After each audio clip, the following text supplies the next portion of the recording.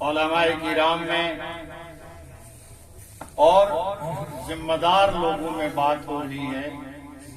آپ کے لیے خوشخبری ہے کہ آپ ریاست جموں کشمیر کے اس حصے میں رہتے ہیں جہاں تقریباً 90% سے زیادہ مسلم آبادی ہے۔ آپ یہاں رہ کر ذرا تصور کیجئے کٹھوا کا، سندر بنی کا، ادھم پور کا، رام گڑھ کا، اس طرح سے ہماری ریاست کے وہ حصے جہاں 3-3، 5-5 گھر ہیں اور مسجدیں ہیں۔ میرے محسنین حضرات، میں آپ کی توجہ اس طرف دلانا چاہتا ہوں کہ ریاست جموں کشمیر بالخصوص وادی کشمیر کو ولیوں کی دھرتی کہا جاتا ہے، علماء کی دھرتی کہا جاتا ہے، اہل علم کی دھرتی کہا جاتا ہے۔ ہمیں ایسی جگہ پر بیٹھ کر ایسے لوگوں کے درمیان میں جن لوگوں کا آج بھی اس گئے گزرے دور کے اندر جن کا مطالعہ ہے، جو کتابیں دیکھتے ہیں، احادیث دیکھتے ہیں، جناب محمد رسول اللہ صلی اللہ علیہ وسلم کی احادیث کا مطالعہ کر کے جمعہ پڑھنے آتے ہیں۔ اور میں دیکھتا ہوں، مجھے یہ خوشی ہوتی ہے کہ جب آپ جمعے کا خطبہ دیتے ہو، بہت سارے لوگ بیچ میں اعتراض کی نیت سے بولتے ہیں، بہت سارے لوگ بیچ میں اپنے خدشات کو دور کرنے کے لیے بولتے ہیں۔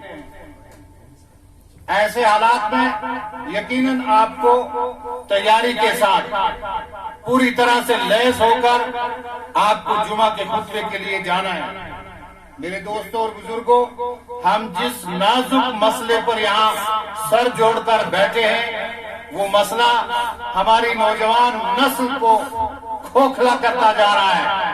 آپ کو حیرت ہوگی، راجوری چھوٹا سا ضلع ہے اور اس ضلع کے اندر 20 نوجوان جو 20 سے 22 سال کے اندر ہیں، وہ اس منشیات کی لت میں اپنی قیمتی جانیں گنوا چکے ہیں۔ ابھی آپ نے BBC کا تبصرہ سنا، اور اسی تبصرے میں یہ ہے کہ ہماری ریاست جموں کشمیر، جس کو میں کہتا ہوں ہمارے عظیم ملک ہندوستان کی یہ چھوٹی سی ریاست ہے، اگر ہندوستان کی بڑی بڑی ریاستوں کو آپ دیکھیں گے، اتر پردیش کا موازنہ یہاں کریں گے تو اتر پردیش کے 1 یا 2 ضلعوں جتنی ہماری ریاست ہے۔ اس ریاست کے اندر صنف نازک ہماری بچیاں، ہماری مائیں، ہماری بہنیں جو منشیات کی لت میں پھنسی ہوئی ہیں، ان کی تعداد 1 لاکھ سے متجاوز ہے۔ جس ریاست کے اندر بچیوں میں منشیات کا اتنا چلن ہوگا، وہاں کیا آپ سمجھتے ہیں کہ وہ ریاست آپ کو بہترین قیادت دے سکتی ہے؟ وہ ریاست آپ کو بہترین علماء دے سکتی ہے؟ وہ ریاست آپ کو بہترین صوفیہ دے سکتی ہے؟ کیسے دے گی؟ ایک بیمار نسل جو ہے وہ قیادت کس طرح سے سنبھال سکتی ہے؟ میں دیکھ رہا ہوں یہاں میرے دوستوں اور بزرگوں، آپ سبھی علماء ہیں، قرآن اور احادیث کو جاننے والے ہیں۔ قرآن اور احادیث کے علوم میں، قرآن اور احادیث کی روشنی میں ہمیں ان سارے مسائل کا حل تلاش کرنا ہے جس میں آج امت مسلمہ مبتلا ہے۔ ہم دیکھ رہے ہیں ہمارے درمیان تفریق ہے، مسالک کی تفریق ہے، جماعتوں کی تفریق ہے، گروہوں کی تفریق ہے، ذات پات کی تفریق ہے، اور اس کے نتیجے میں ہم اپنی بات دوسروں تک پہنچانے میں ناکام ہیں۔ میرے دوستوں اور بزرگوں، میں حافظ صاحب کو مبارکباد دیتا ہوں کہ ایسے دور کے اندر ان حالات میں انہوں نے یہ ہمت کی ہے اور ان نازک مسائل پر جو ہے غور اور فکر کے لیے آپ کو دعوت دی ہے۔ آپ سبھی سر جوڑ کر بیٹھے ہیں۔ جہاں منشیات جو ہے ہمارے لیے سیم میں قاتل ہے، جہاں منشیات ہماری نئی نسل کو تباہ کر رہی ہے، وہیں جو ہے مسالک کی تفریق، وہیں جماعتوں کی تفریق، وہیں آپا دھاپی اور وہیں امر بالمعروف اور نہی عن المنکر سے بے خبر امت جو ہے وہ ہمارے لیے مسائل پیدا کر رہی ہے۔ میرے دوستوں اور بزرگوں، میں آپ کو بتاتا چلوں، میں جدید لوگوں کے ساتھ جڑا ہوا ہوں اور میں سمجھتا ہوں آج کے دور میں، آج کے حالات میں لوگ بس اپنے کان بند کر کے اپنی سوچ کو روک کر جو ہے مسجد میں آتے ہیں اور 10 منٹ نماز پڑھ کر چلے جاتے ہیں۔ وہ ہمارے خیالات سے متفق نہیں ہے، وہ ہمارے خیالات سے، ہمارے نظریات سے متاثر نہیں ہوتے ہیں، مگر ہم اس پر کبھی غور نہیں کرتے۔ اور سب سے بڑی بات میں سمجھتا ہوں وہ یہ ہے کہ ہم جہاں، جس جگہ، جس مسجد میں ہیں، ہمیں مسجد کے فرائض بعد میں ہیں، ہمیں پہلے اپنے روزگار کا مسئلہ جو ہے وہ تنگ کیے ہوئے، ہمیں اس سے باہر نکلنا ہوگا۔ ہم دیکھتے ہیں کہ ہمارے یہاں آئے دن یہ مسائل پیدا ہوتے ہیں، علماء کی تنخواہیں نہیں ہیں، یقیناً نہیں ہے، اس پہ کوئی دو رائے نہیں ہے، لیکن علم جو ہے وہ راہیں نکالتا ہے۔ علم دین بالخصوص ہم دیکھیں صحابہ کرام کو، ہم دیکھیں علماء حقہ کو، ہم دیکھیں خلفائے راشدین کو، ہم دیکھیں جناب محمد رسول اللہ صلی اللہ علیہ وسلم نے جو جماعت تیار کی تھی، کم و بیش 1,24,000 صحابہ کرام کی جماعت، ہمیں تو ان کے نقش قدم پر چلنا ہے۔ ہم اگر دنیاوی اغراض کے لیے مساجد کو پکڑیں گے، ہم اگر دنیاوی غرضوں کو پورا کرنے کے لیے مساجد سے دنیا حاصل کریں گے تو پھر یقیناً ہم کچھ دے نہیں سکیں گے۔ میرے دوستوں اور بزرگوں، میں یہ کہنا چاہتا ہوں، اس میں کوئی دو رائے نہیں ہے، یہ ہماری ضرورت ہے، زمانے کے حالات ہیں۔ ایک طرف جو ہے ایک آدمی 1.5 لاکھ روپیہ ماہانہ لیتا ہے اور دوسری طرف 10,000 پر بہتر گزارا کر رہا ہے، یہ آپ سبھی حضرات جانتے ہیں۔ لیکن میں جو کہنا چاہتا ہوں وہ یہ کہنا چاہتا ہوں کہ ہمارا مشن جو ہے ہمیں یہ بتاتا ہے کہ ہمارے لیے اولین درجہ معاش کا نہیں ہے بلکہ حق کو پہنچانے کا ہے۔ اگر ہماری نیتیں خالص ہوں گی تو لوگ ہمارے ساتھ جڑیں گے۔ آج سب سے بڑا مسئلہ علماء کرام کے لیے یہ ہے کہ عوام الناس سے علماء کو کاٹا جا رہا ہے۔ کہیں وہ مسالک کا شور ہے، کہیں ذات پات کے مسائل ہیں، کہیں اور دوسرے مسائل ہیں۔ امت مسلمہ کا نوجوان جس کو کل قیادت کرنی ہے وہ منشیات کے دھندے میں پھنستا چلا جا رہا ہے، یہاں تک کہ صنف نازک جو ہے وہ بھی انہی لائنوں پر چل رہی ہے۔ میں یہاں یہ عرض کرنا چاہتا ہوں اکابر علماء کرام سے کہ وہ اپنا دائرہ کار جو ہے اس کو بڑھائیں، اپنی اس تنگ گلی سے باہر نکلیں اور باہر نکل کر امت کے نوجوانوں کو مخاطب کریں، امت کے نوجوانوں کو اپنی طرف راغب کرنے کی کوشش کریں۔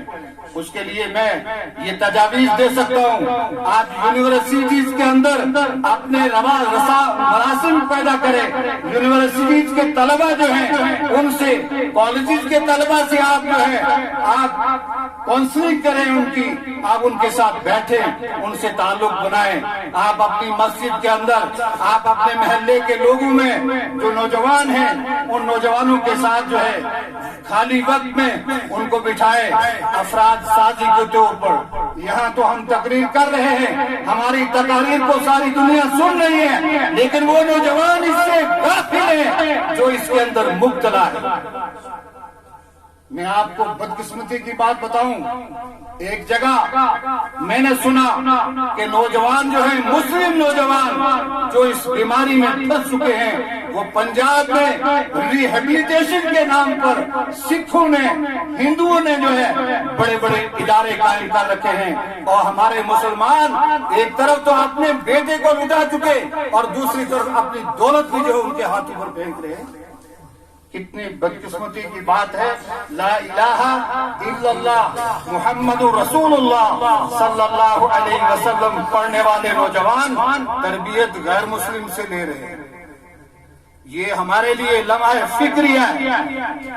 کالجز کے اندر، یونیورسٹیز کے اندر جو ہمارے پرائیویٹ تعلیمی ادارے ہیں، ان پرائیویٹ تعلیمی اداروں کے ذمہ داروں سے علماء کرام کو اپنے روابط بڑھانے چاہیے، اور پھر جو ہے ان کے ساتھ میٹنگ کی جائے، ان کے اداروں میں جا کر جو ہے بیان کیا جائے، ان کے اداروں میں جا کر جو ہے منشیات کے جو نقصانات ہیں ان کو جو ہے رکھا جائے، تو یقیناً تبدیلی آ سکتی ہے۔ میرے دوستوں اور بزرگوں، میں سمجھتا ہوں حالات جو ہیں وہ بھی اس کے لیے ذمہ دار ہیں۔ ہم نے امن کے لیے، سلامتی کے لیے کوششیں کرنی ہیں، کاوشیں کرنی ہیں، تاکہ ایسے حالات پیدا نہ ہوں ہماری ریاست کے اندر کہ جو حالات ذہنی تناؤ کا ذریعہ بنے، اور پھر ہماری نوجوان نسل جو ہے وہ اپنا بگڑا ہوا توازن جو ہے اس کو درست کرنے کے لیے منشیات کا سہارا لے۔ میرے دوستوں اور بزرگوں، آج کے دور میں ترقی کا ضامن جو ہے امن جو ہے، امن سب سے بڑی بات ہے۔ جب امن ہوگا، سلامتی ہوگی، سکون ہوگا، چین ہوگا، آپ سکون کے ساتھ بات سمجھا سکیں گے اور سننے والا سکون سے بات کو سمجھ سکے گا۔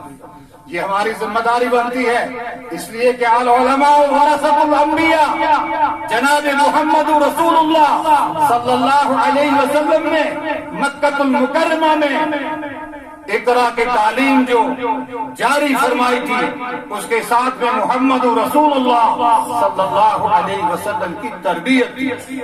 آج تربیت کے میدان میں آپ حیران ہوں گے، سماجی طور پر جب ہم دیکھتے ہیں ہماری حکومتیں جو ہے ایسے ایسے آرڈر پاس کرتی ہے، جب کالجز کے اندر، اسکولوں کے اندر، یونیورسٹیز کے اندر آپ کسی بچے کو، کسی طالب علم کو زور سے ڈانٹ نہیں سکتے ہیں، آپ اس کو کچھ کہہ نہیں سکتے ہیں، بلکہ یہاں تک قوانین کے اندر آج آ رہا ہے ہماری حکومتیں باہر کے ملکوں سے قانون اٹھا کر لاتی ہیں اور وہ یہاں چسپاں کر دیتی ہیں۔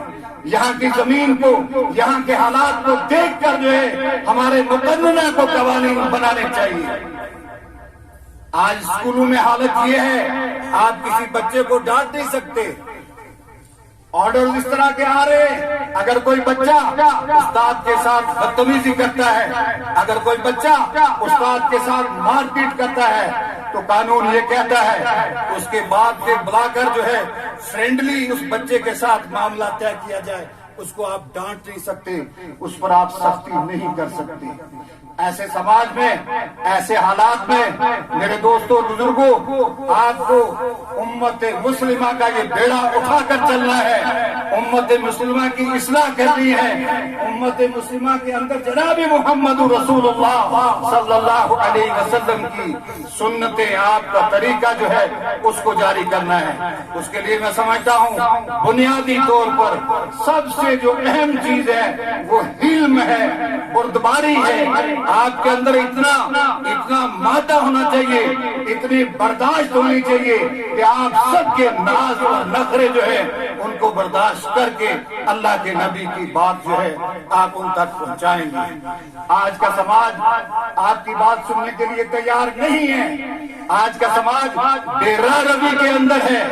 آج کے حالات جو ہے کوئی آدمی لمبی بات سننے کے لیے تیار نہیں ہے، مختصر بات ہو اور جامع بات ہو اور لوگوں کے سامنے رکھی جائے، حقائق لوگوں کے سامنے رکھے جائے۔ میرے دوستوں اور بزرگوں، میں یہ سمجھتا ہوں ہم خود بھی ان حالات سے بے خبر ہیں جن حالات میں آج امت مسلمہ تباہی کے تھانے پر جا چکی ہے۔ ہمارے ہی بچے ہیں جو چند پیسوں کے لیے، چند ٹکوں کے لیے بچیوں کو اسکولوں میں، کالجز میں، یونیورسٹیز کے اندر جو ہے منشیات کا عادی بناتے ہیں۔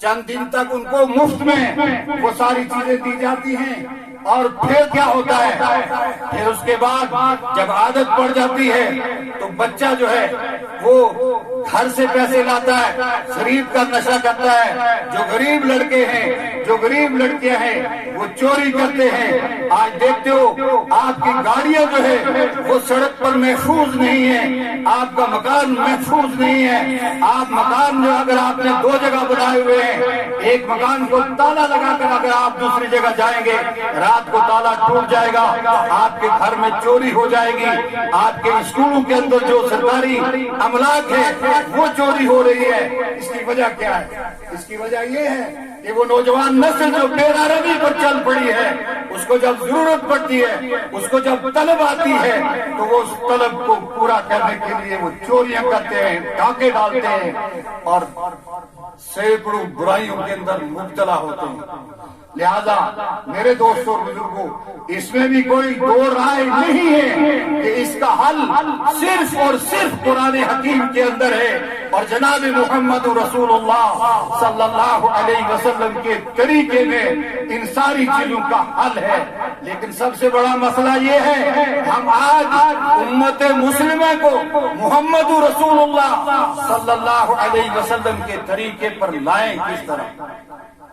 بس اس پر ہمیں سر جوڑ کر کوششیں کرنی ہیں، کاوشیں کرنی ہیں۔ ہمارے اندر بھی ایک چیز ہے، آج کے سماج میں استغنا اتنا آ گیا ہے، اگر کسی آدمی نے ذرا سا گھور کے دیکھ لیا، ہم بھی کہتے ہیں جاؤ اور بہت پڑے ہیں، تم نہیں آؤ گے، کیا فرق پڑے گا؟ یہ جو نظریہ ہمارا بھی بنتا جا رہا ہے علماء کرام کا، یہ اتنا استغنا جو ہے ہمارے اکابر میں نہیں تھا۔ میرے دوستوں اور بزرگوں، ہم اگر غور سے دیکھیں، ہمارے اس ریاست جموں کشمیر کے علماء جو ہے یہ سب سے زیادہ ریچ ہونے چاہیے، یہ سب سے زیادہ امیر ہونے چاہیے، اس لیے کہ یہاں حالات ہیں، آپ یہاں ساتھ میں تجارت کر سکتے ہو، آپ یہاں ساتھ میں 10 قسم کے کام جو ہیں وہ ارننگ ہینڈ کے لیے کر سکتے ہو۔ مشکل ان لوگوں کے لیے ہے جہاں 10 گھر ہیں، جہاں 50 گھر ہیں، جہاں 20 گھر ہیں، ایسے لوگوں کے لیے مشکل ہے۔ آپ کے ہاں تو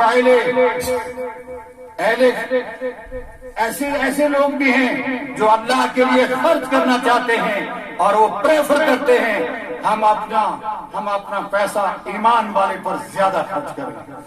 میرے دوستوں اور بزرگوں، علم کی روشنی میں ہمیں راہیں نکالنی ہیں، ہم اپنے اوقات کو تقسیم کریں کہ ہم نے کتاب کتنی دیر تک دیکھنی ہے، مطالعہ کتنی دیر تک کرنا ہے، لوگوں سے ملاقاتیں جو ہے وہ فردن کتنے لوگوں سے ہمیں محلے میں ملاقاتیں کرنی ہیں۔